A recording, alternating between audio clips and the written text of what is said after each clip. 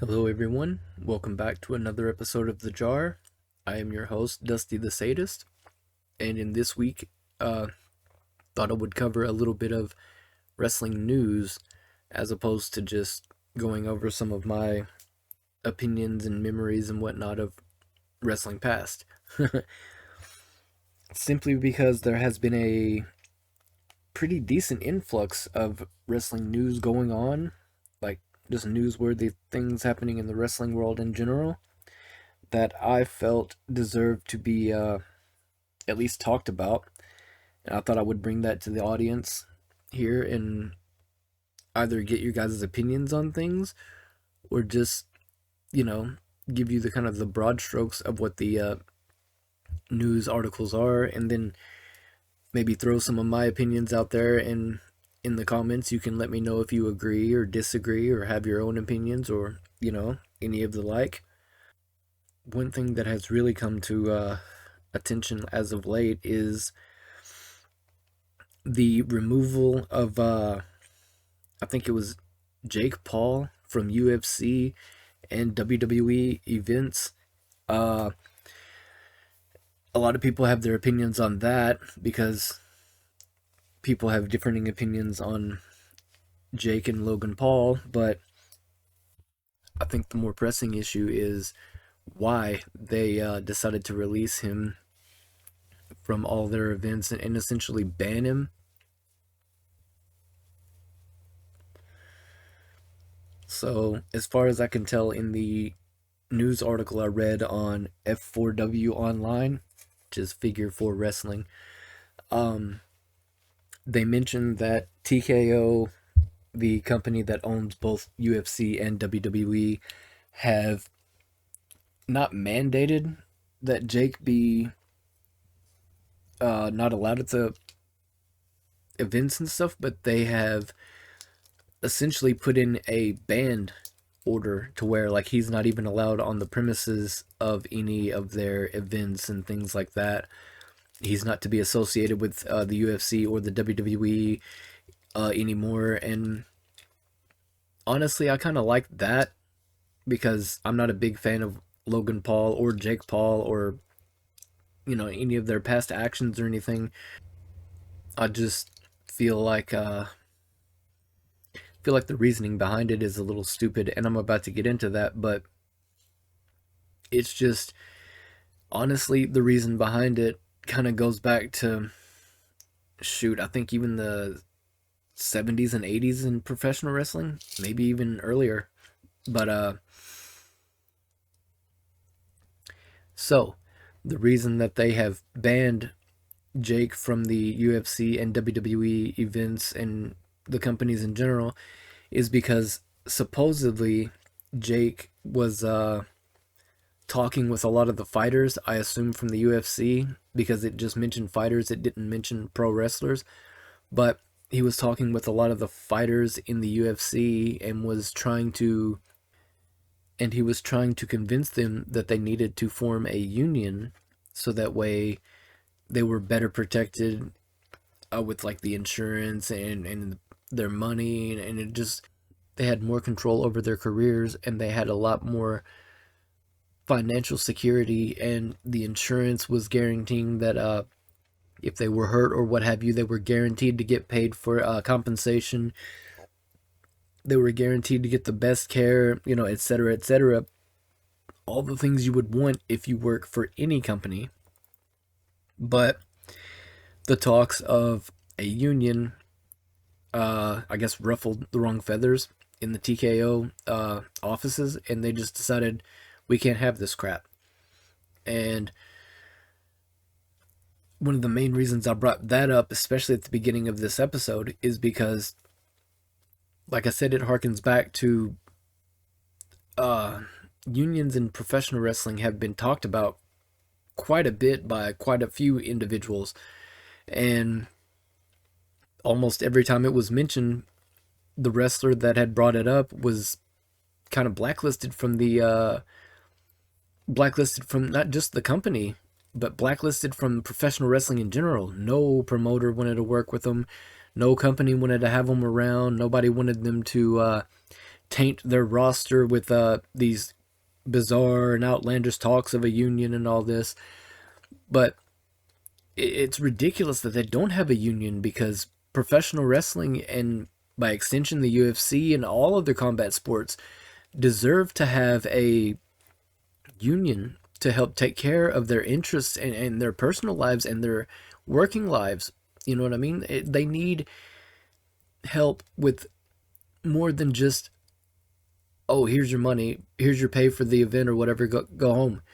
The the amount of concussions, the amount of injuries aside from just concussions, but like fractures, severe bruising, muscle damage, muscle tearing, any kind of injuries that one can occur. 90% of the time, I would assume, maybe more so back in the day than now, but 90% of the time they weren't being treated properly and they weren't getting the care that they needed. And because of that, a lot of really, really, really unfortunate incidents happened, to where so many beloved people in the world, not just in wrestling, but in the world, suffered catastrophic injuries and damage to themselves and their mental health and their physical health, to the point where some of them sought solace in just offing themselves, to put it politely. I mean, it's disgusting, but that's what happened. You had a lot of wrestlers turning to drug use because they weren't being they weren't being adequately treated for their injuries and things like that. So they had to turn to pain medication to help stave off the pain of the injuries, so they could continue working to make money to possibly pay for their medical bills, or God knows what else. Probably their prescription drug use addiction as well, because after a while of using anything, you're going to become addicted to it, if it's a drug or something like that, alcohol or drugs or whatever. But yeah, it's just disheartening that anytime someone brings up unionizing wrestling or unionizing anything that isn't currently a union, then they get blackballed, completely blacklisted. They start having people sabotage them, sabotaging their careers, sabotaging their character, just all this kind of junk that is unnecessary, because all they're trying to do is just not even make things better for themselves. They're trying to make things better for themselves and all of their peers. You know what I mean? That's the least selfish act one could do, is trying to help out other people. And these higher ups and committees and all this and stuff that are just poo-pooing this idea of a union, all they're doing is saying that it's okay to treat people however you want and use them and toss them away like a disposable napkin. You know what I mean? It's disgusting, because I don't know how to put this any more polite than I have put it, but the fact that people are being treated that way is just, it's inhumane. It's disgusting that people can be mistreated like this and forced to degrade themselves, destroy relationships with family, with friends, with each other, with everything, putting so much on the line, so much at risk, and just, I don't know. I mean, I can give some perfect examples. I think, I can't remember who in the 90s, it was, I could be getting this story a little incorrect, so please bear with me, and feel free to correct me in the comments if anybody does know the actual correctness of the story. I believe somebody in the Hulk Hogan era, which is like the 80s of the WWF, was in talks with wanting to form a union, and then I can't remember exactly who it was, so please, again, correct me if you can remember, or Google it or what have you. Please remind me, correct me in the comments. I would love to be corrected, because I honestly I can't remember who it was to save my life. You know what I mean? Gun to my head, I'd be dead.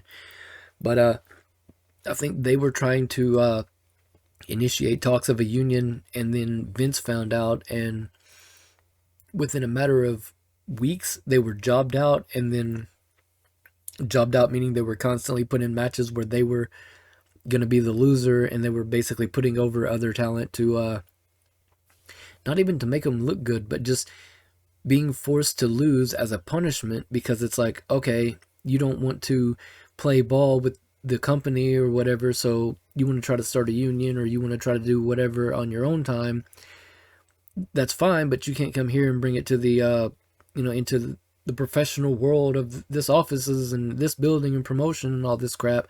So what we're going to do is we're going to punish you and show everybody around, that's still in this locker room, that if you try to do something similar to this, you will be punished and degraded, and your push and everything will be taken away too. So they start making the person job, and then I think within 2 to 3 weeks tops, the person was released from the company, and their stock as a professional wrestler tremendously went down. I think they were having issues getting booked elsewhere in like the territory promotions, which are modern day indies now, or what we would consider indies by modern day standards. But anyway, the territories wouldn't hire them. They essentially had to go to like other countries in order to get work, and they were basically just kind of starting at square one of their careers all over again. There was speculation that Bruiser Brody was attempting to own a company or something akin to like possibly a unionization of wrestlers. I could be wrong about that part, but there was definitely talks of him owning a promotion in, I think, Puerto Rico, and that led to the incident where at one of the events in Puerto Rico, he was asked when before the show, right as the fans were still piling into the arena. It's like a baseball stadium type thing, like a baseball field type thing, with the dugouts and all that, and the bleachers, or I think they're the dugouts and all that and whatnot. But Bruiser Brody was asked into the bathroom by, I think, Villano 3 or Villano 4 or something. I can't remember the exact person, so please, again, forgive me for that.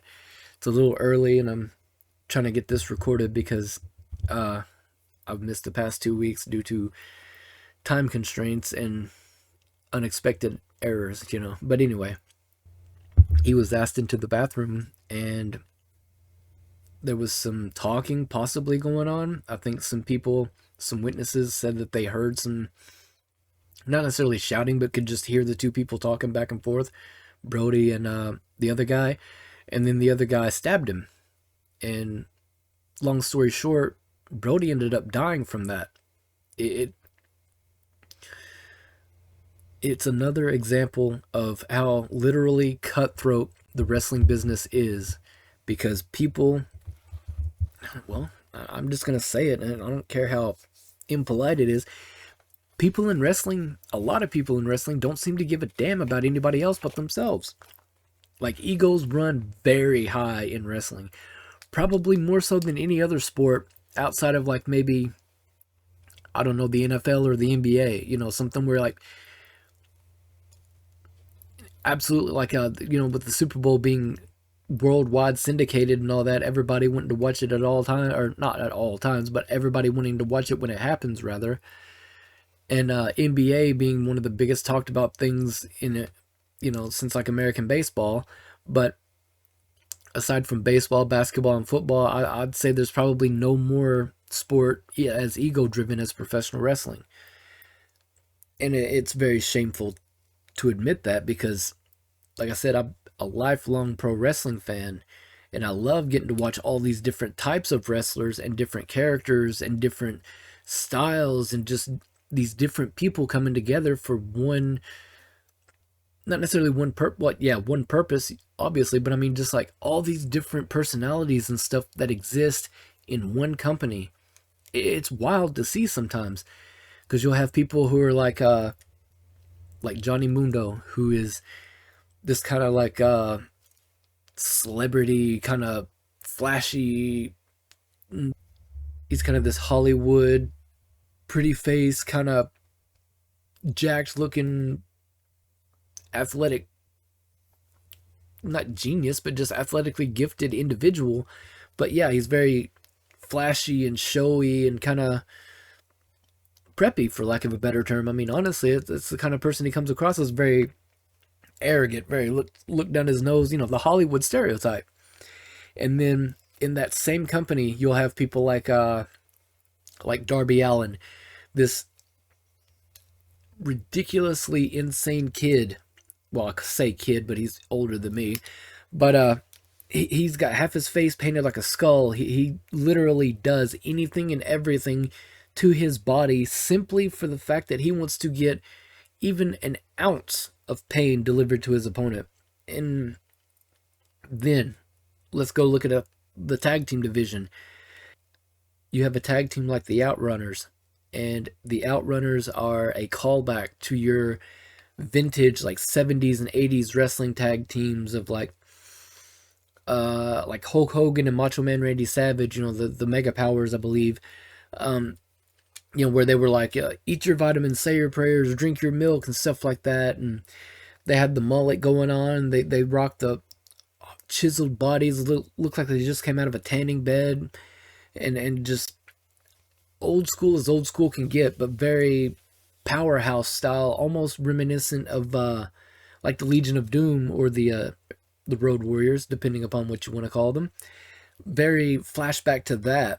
Then you've got another tag team in the sense of like the Conglomeration, which I think is an awesome faction because you got Orange Cassidy, the King of Sloth style, who it looks like he doesn't take wrestling seriously, but if you watch his matches and his promos and stuff, it's not necessarily that he doesn't take it seriously.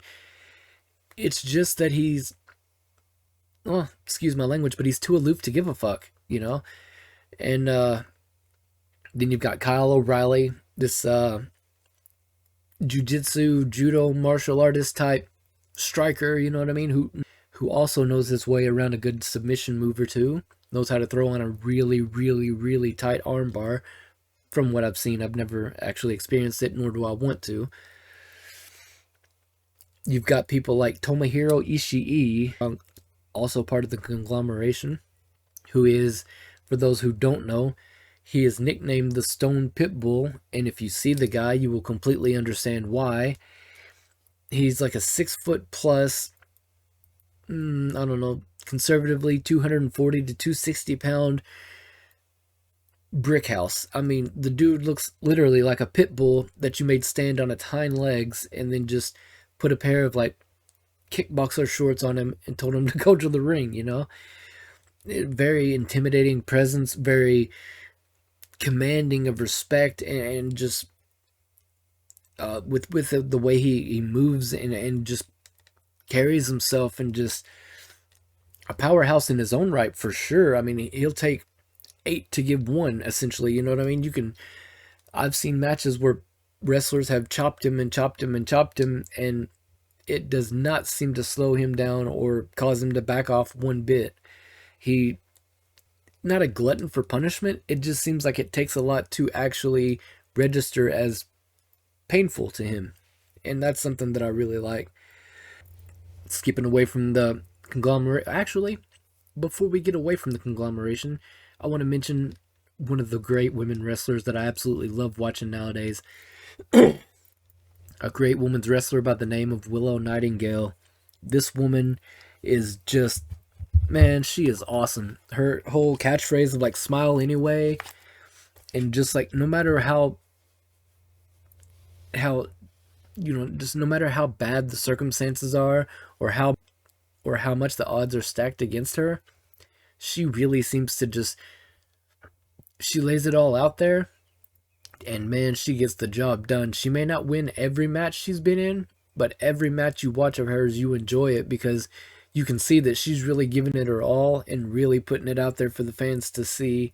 And the fans love Willow with understandable reasons. I mean, you'll see in the crowd, especially, like even nowadays, but especially when they were just starting to, when she had just signed to the AEW and became part of essentially the main roster, as it were, there were fan signs constantly in the arenas, but they would zoom in on them so that way people at home could see, hey, Willow's got a pretty strong fan base. And I've noticed in at least the past few uh, televised AEW events that I've gotten to see, there have still been a tremendous amount of Willow support because Willow is awesome, you know. And like I said, she's a cheerful, hard nosed, like she's puts her nose to the grindstone, willing to do whatever it takes to get the job done within reason. She doesn't take the cheater route or the backdoor route. If she can't get it done like head on, then it doesn't seem like she's willing to take any shortcuts. She's just willing to keep going until she can't go anymore. And then you have Dr. Britt Baker, DMD, my absolute favorite. I love that woman. She is an amazing wrestler. She's a dentist, obviously, with the DMD thing. And it's not just a gimmick. She actually earned her degree in dental work. Like, she is a legitimate certified dentist. And just, like I said, seeing all those different personalities and characters just wrapped up in one company, because I'm leaving out a whole bunch more. I mean, I can't literally talk about the entire AEW roster. That would just be too much time, I think. And I don't really want everyone to sit here and just listen to me consistently go over how awesome and unique and variant the AEW roster is.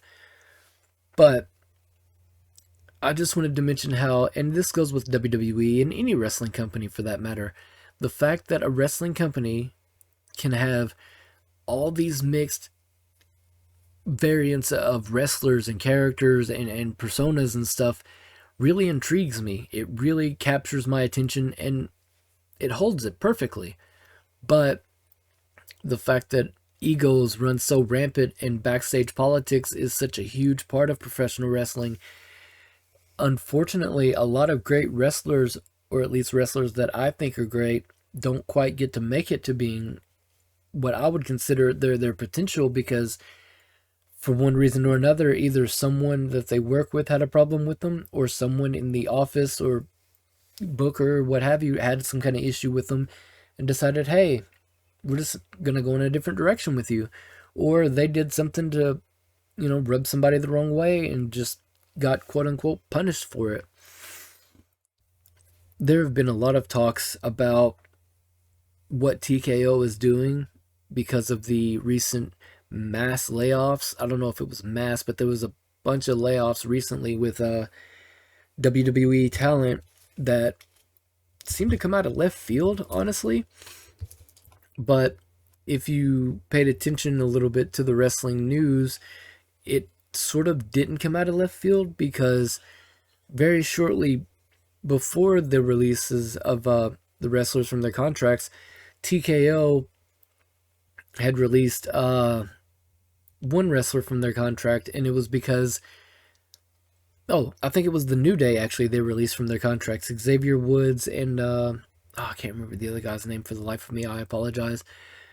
But they released the New Day from their contracts, and the explanation given was, or at least the one that circulated around the around the wrestling news, was that the New Day were released due to pay cuts. They were wanting the New Day to take a pay cut, and they were like, no, we're not doing that. So they refused to renegotiate. And so when their deal expired, as opposed to signing a new deal, they were released. And then a bunch of other wrestlers were released shortly after that. So the kind of speculation and rumor mill is that TKO has put the order down that, hey, anybody who's not willing to sign a contract for substantially less pay are to be released immediately from their contracts, or not allowed to re-sign, and told, future endeavored, told, we'll see if there's something for you later on down the line, or what have you. Now, that's something I've kind of been paying attention to, but it's not something I've put a lot of my attention into, because, like I said, I've been having a lot of things going on this week that's kind of kept me from being able to focus too much on much of anything, not just professional wrestling. But I have tried to keep a little up to date on the news going around the wrestling world. I'm about to say going around the world, but the news going around the wrestling world, because I feel it's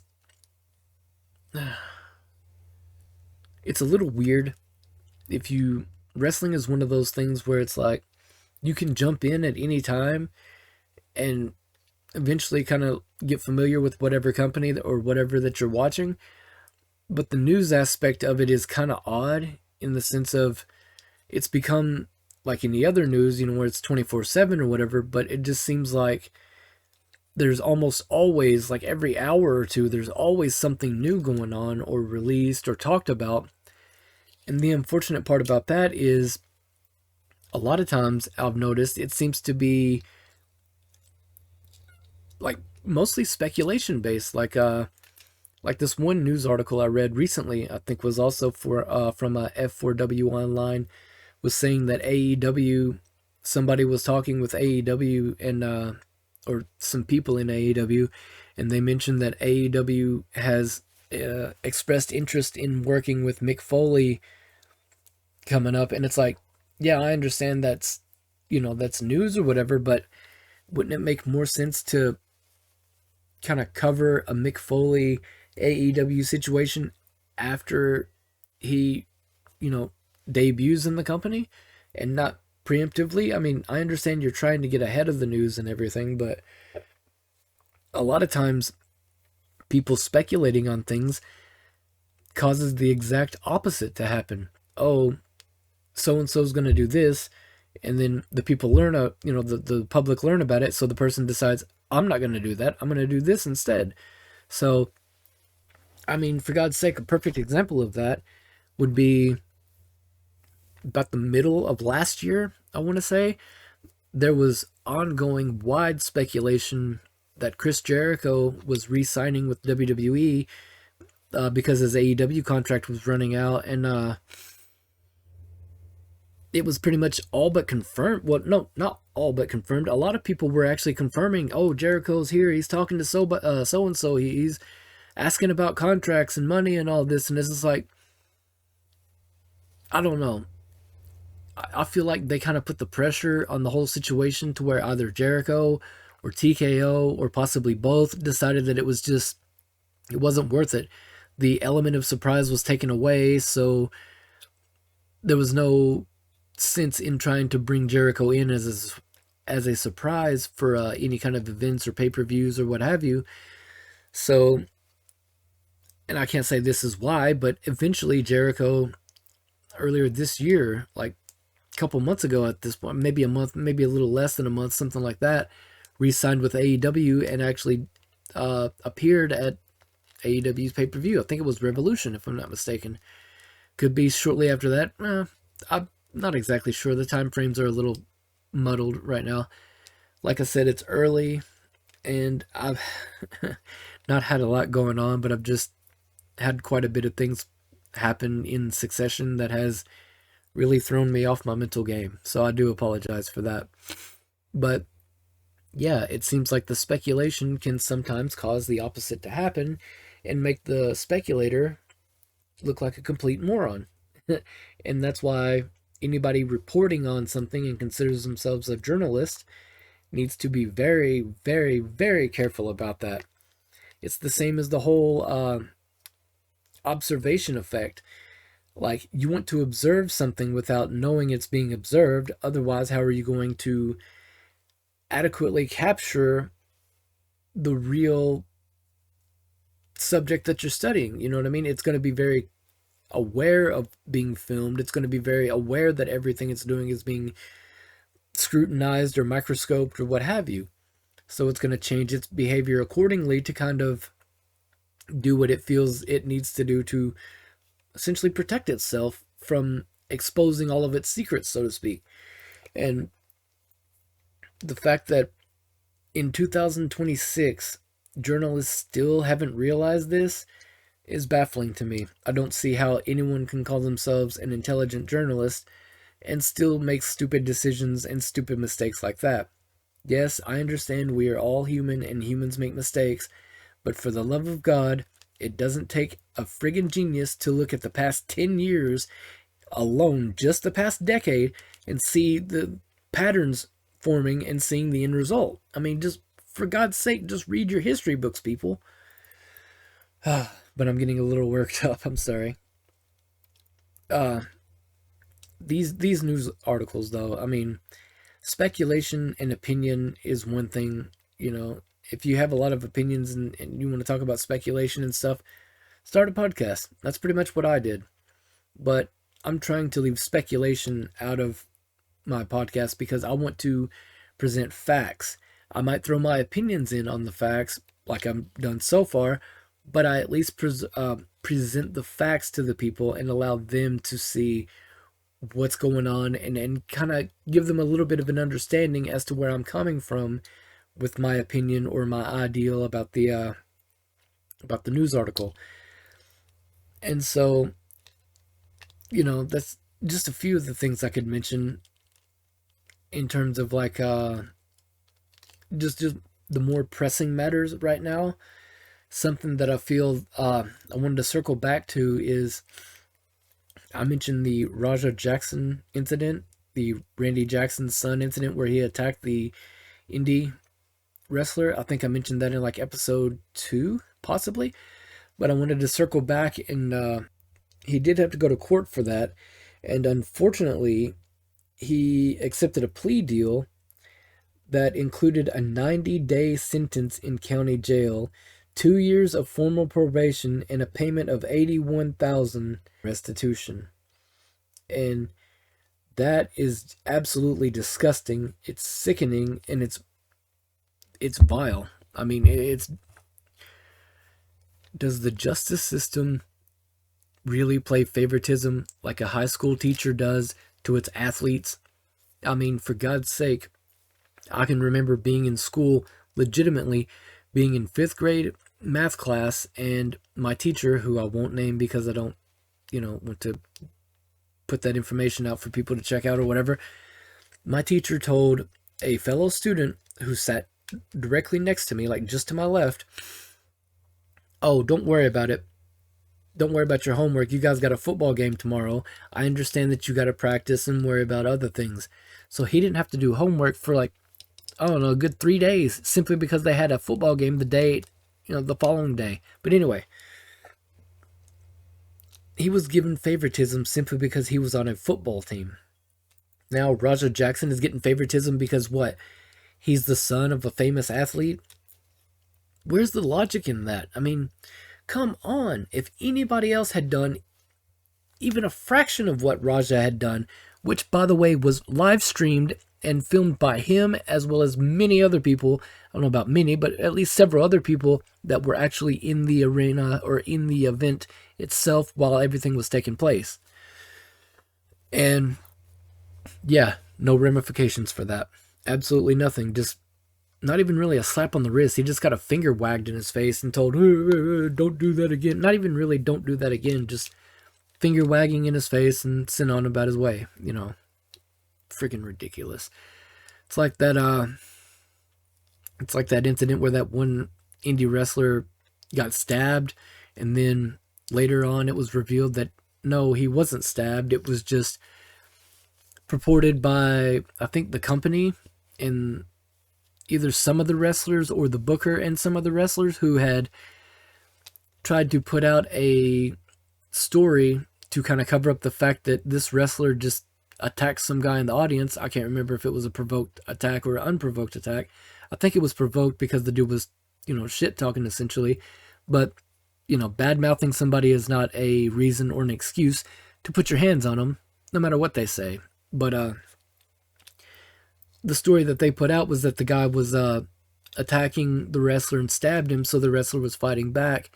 And in my opinion, and I think it was kind of confirmed that the reason they did that was to try and prevent any discouragement or disputing of their reputation, because it's like, who the hell hires wrestlers to just go out, hires wrestlers that just go out and attack people for running their mouths? I mean, it's ridiculous, but it is what it is. I guarantee you nothing criminal, like no criminal charges will be brought against the wrestler, the promotion, none of that. It's probably just going to get swept under the rug and everybody's going to forget about it and start talking about the next big thing within 2 or 3 weeks when somebody gets fired or someone shows up in another company or whatever. That's the problem with 24-hour news. Everything keeps happening to the point where something that is important becomes so far on the back burner that it becomes obsolete and people can't even recall the incident. I am disgusted by the lack of human emotion and the lack of empathy for other people that society is consistently bringing to the table. This has not been happening over the past few years. This has been happening for at least 20. Okay, and it's disgusting. It's disgusting to see, and it's disheartening as a human being to see that a good majority of the population are just selfish, apathetic assholes. Excuse my language.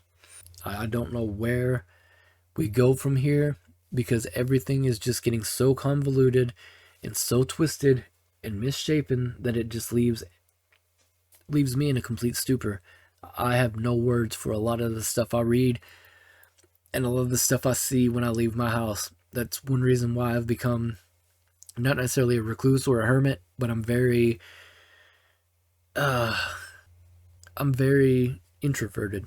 I prefer to stay to myself and just kind of, read about things, watch things, maybe play video games for the most part, just kind of distance myself from the insanity that is the world at large. Yes, I know that's not good for me, and it's very detrimental to a lot of my friendships and relationships and things like that. But honestly, look around and tell me that it's a wrong decision. Back when I was a kid, it seemed like the large majority of the population was very polite, very nice, very caring, compassionate. But there was like a small minority of people who were just some of the worst kind of people you would ever want to meet. You know what I mean? And by the way, this isn't a racist thing. This is people from all races, genders, sexuality, and everything. There was a large percentage that were great and a very small percentage that were just absolutely deplorable. But as I've gotten older, it seems that the trade, the balance has shifted a bit. It went from being majority good, minority bad to being majority bad, minority good.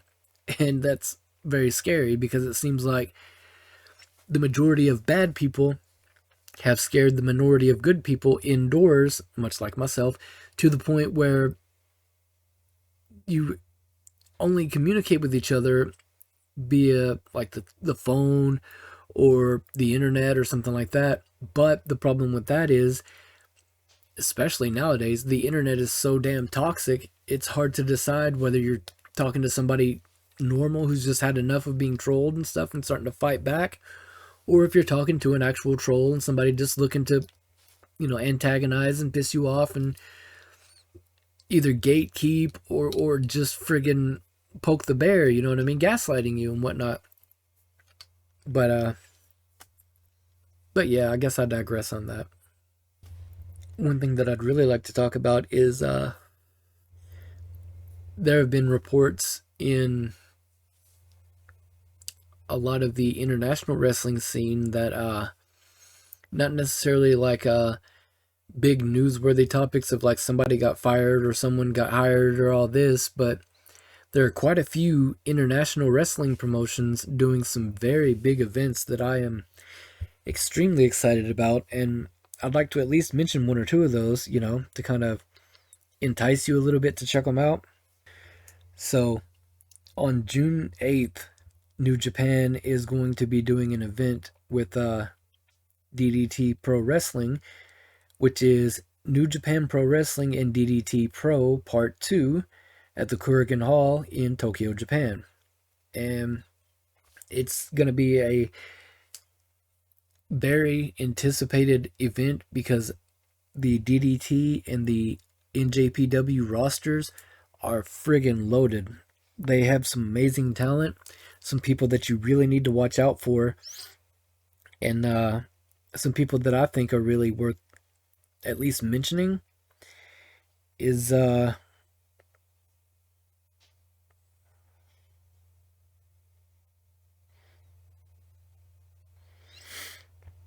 from the New Japan side, a few people that I wanted to mention. Let's see.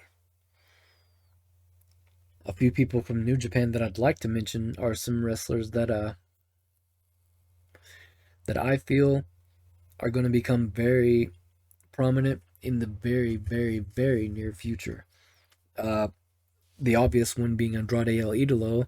I mean, the dude is he's a charisma farm. He's just got a lot of eyes on him at a lot of times, and it's because he's a really great wrestler. He knows what he brings to the table. He has spent I don't know how many years perfecting his style and his in-ring work and things like that. And so he brings a bit of entertainment to the ring that I don't think a lot of other people not necessarily can do. It's just not a lot of other people have done.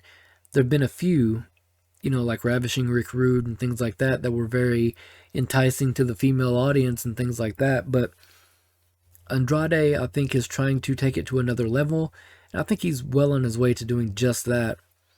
He's really got the people's attention, you know what I mean?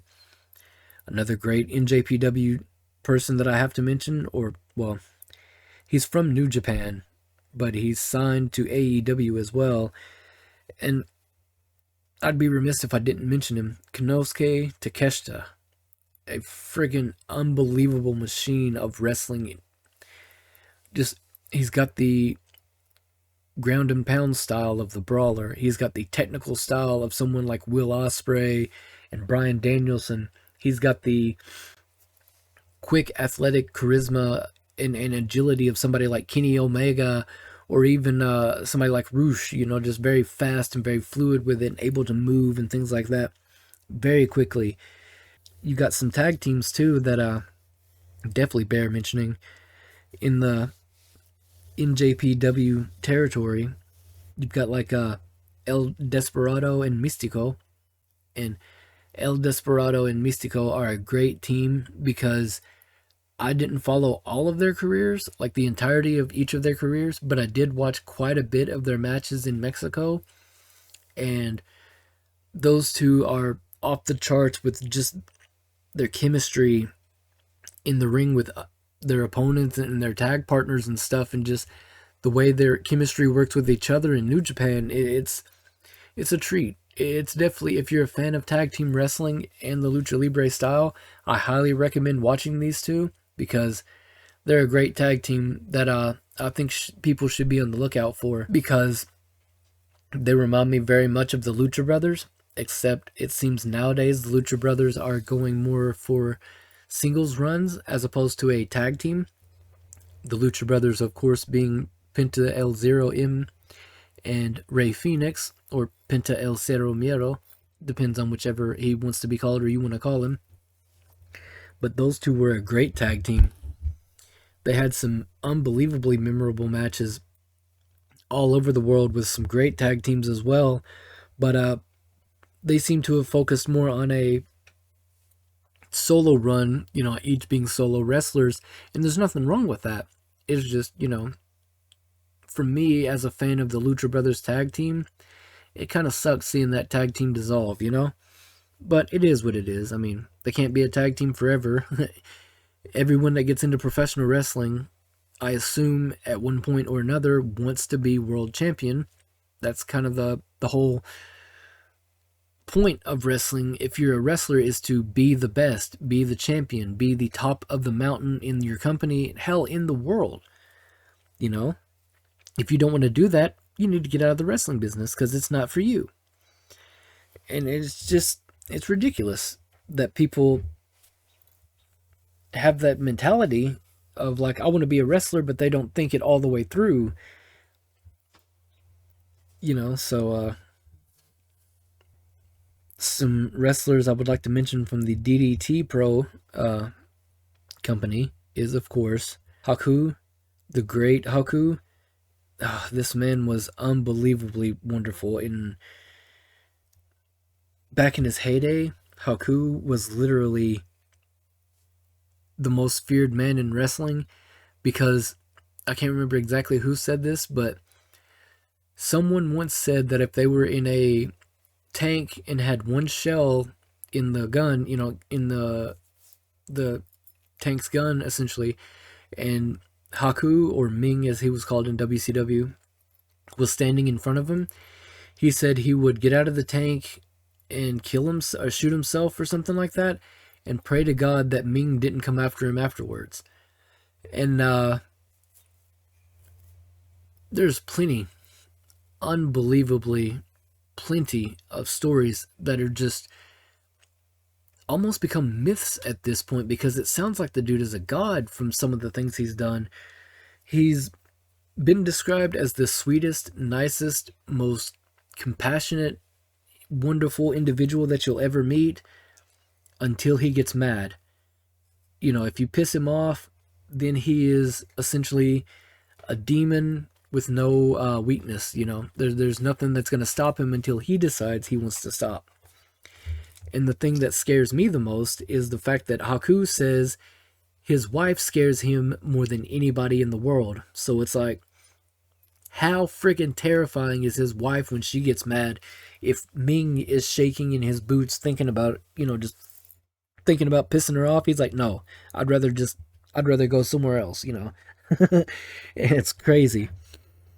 But I can't just harp on certain wrestlers all the time. I mean, like I said, I wanted to expand this out a bit from more than just picking some wrestlers that I like and don't like, but I definitely do want to mention a few more people from DDT Pro before I move on, because I mentioned a few in NJPW, so it's only fair that I mention a few here from DDT. Otherwise, it seems like favoritism, and I'm not all about that, I really do not want to perpetrate just being one-dimensional, because professional wrestling is too varied for anybody to just be one-dimensional, in my opinion. But again, it's just one person's opinion. Tetsuya Endo, a great wrestler. One that I'm not too familiar with him, because I think he debuted in 2012, and around that time I was more interested in watching TNA, Total Nonstop Action, and CMLL and AAA. Those last two are Mexican wrestling promotions, and I will not say what they stand for, because I am super white and will hella butcher those names, and I do not feel like bringing disrespect to those promotions, because no, I'm not I'm not gonna do that. But Tetsuya Endo, like I said, I'm not familiar with his early career. A little bit more familiar with his more current kind of I don't know, from about 2017 on, I'm a little more familiar with. But he used to work in Noah for a little bit. Like last year, the very beginning of last year, he was working for Noah for a little bit. But he had some really, really interesting matches with Yoshitatsu, but some of his matches are just really interesting to watch, because when he was teaming with Yuya Hiroku and Hideki Okatani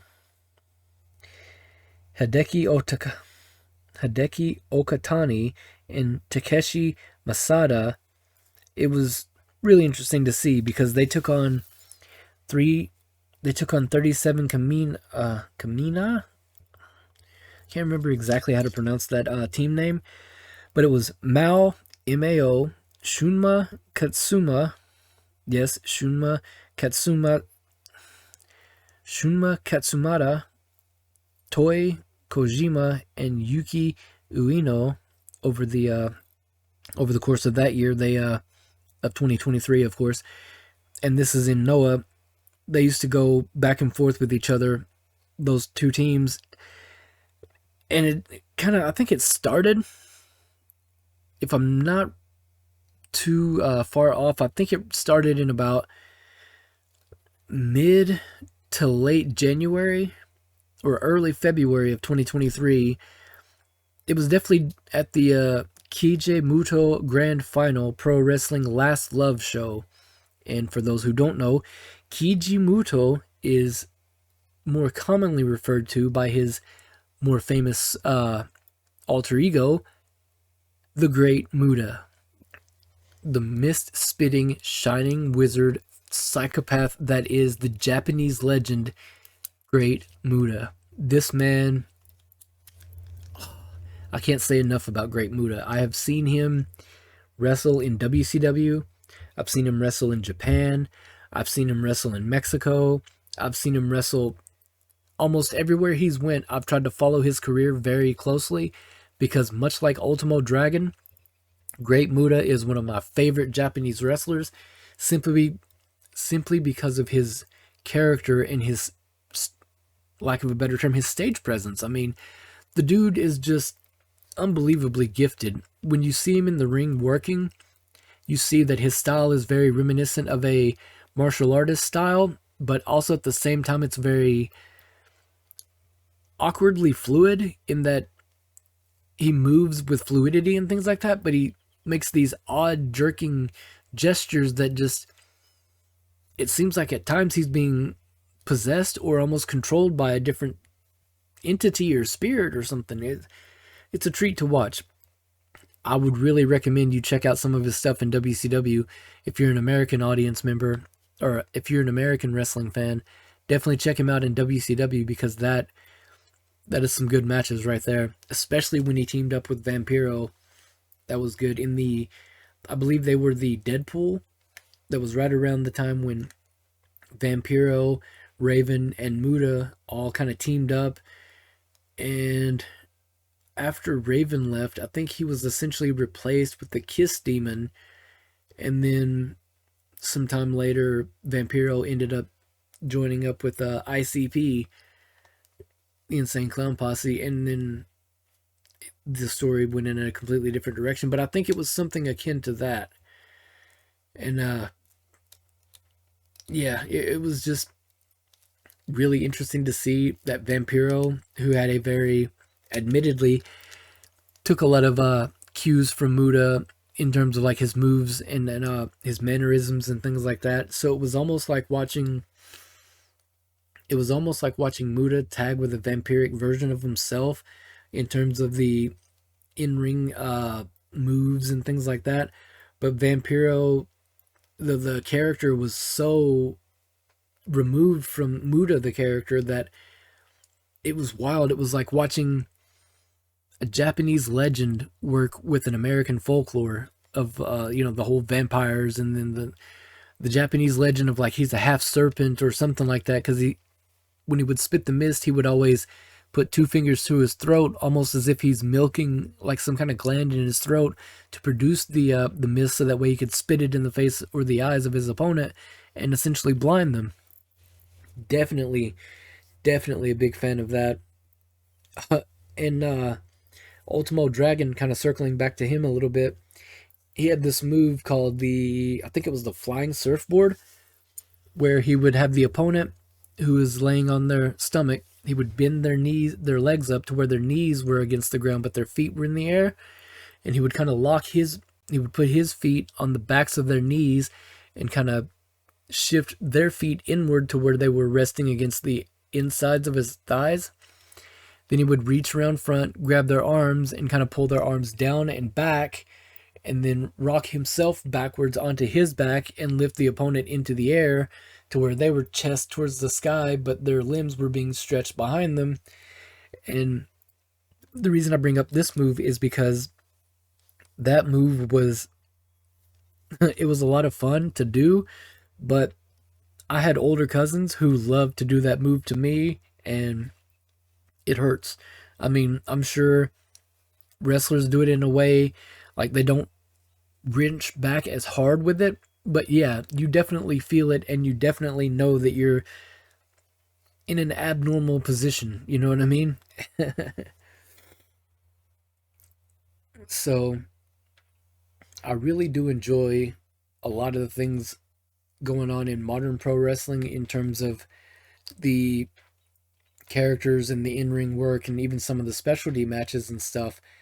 But unfortunately, I feel like modern wrestling is just trying to compete with the past wrestling as opposed to trying to be innovative and create new things and stuff like that. They're trying to top what was previously done. And that's something I think that they really need to ignore. The past is great, but leave it in the past. The future is ahead of you. That's where your focus needs to be, is ahead of you. You don't need to be looking behind you. You face forward, or you face the possibility of shock and damage. You know what I mean? That's from Mallrats, if I'm not mistaken. I think I butchered that quote a little bit, but you kind of get the gist of it, or at least I hope you do. Um, yeah, there's just quite a bit of things that really, really need a tweaking, not just in wrestling, but in all sports, as well as the entire world in general, because as of now, things are pretty interesting. But at least we can all have some kind of form of entertainment to distract ourselves, right? Be it movies or TV shows or sports or video games or anything and everything, just whatever to help put a smile on our face and kind of take the worries off our minds for a little bit. I mean, it's what it's all about, right? Well, look, I think I've bent your guys' ear for a little while, long enough. It's coming up on some time here. I don't want to say specifically, but I've got some stuff that I need to get done. And I think I'm going to call this episode right here and just kind of thank everyone that's tuned in and listened to this. I will be back next Sunday with another episode. Unfortunately, time has just gotten the better of me, at least the past 2 weeks, so I've had to kind of push things off a little bit. But I will start uploading with more regularity as soon as everything is, calmed down enough to allow me to do so. If I do miss any time, please give me some leeway. I will make up for it. And just thank y'all for being, willing to sit down and listen to this episode. Listen to a little crazy Alaskan bitch and moan and cry and whine about professional wrestling. Thank you all. You make this a really interesting, really fun thing to do. I really enjoy it because I feel like I'm not just saying my opinions out loud or leaving them stuck in my head anymore. I'm putting them out there for essentially the whole world to listen to and either agree or disagree or argue or what have you. But yeah, thanks again to everyone who stuck by. Thanks for anybody tuning in that's new. Please subscribe to the channel. I do Let's Plays as well as this podcast. I haven't released a Let's Play in a while, but I do plan to ramify that by releasing one within this week. So be on the lookout for that. And until then, I'm going to see you all later. Thank you.